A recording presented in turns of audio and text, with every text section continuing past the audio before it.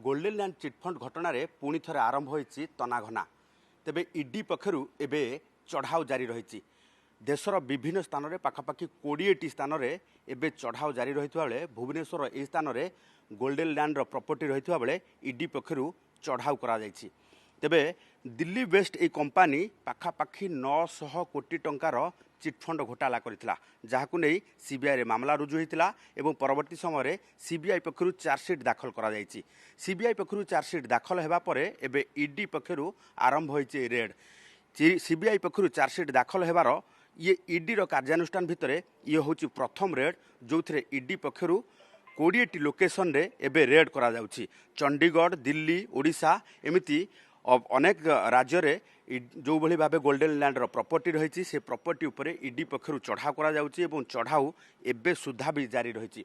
कोटी कोटी टंकार चिटफंड कारबार सह परवर्ती समय रे मामला रुजु करथिला सीबीआई एवं एकाधिक लोकंकु एने गिरफ मध्य करा जायतिला।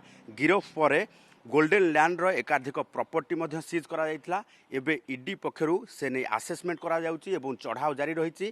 जदि आमे देखिबा जे चंडीगढ़, दिल्ली, भुवनेश्वर से भली भाबे ब्रह्मपुर दिगपहंडी ये समस्त अंचल रे वर्तमान ईडी पक्षरु चढ़ाऊ जारी रही एवं चढ़ाऊ सहित वर्तमान समस्त बेआईन संपत्ति आकलन मध्य करा जाउछि। परवर्ती समय बड़ कार्यानुष्ठान हेबार संभावना मध्य रही। भुवनेश्वर कैमरा पर्सन प्रशांत सह चंदन पाइक राय, ओटीवी।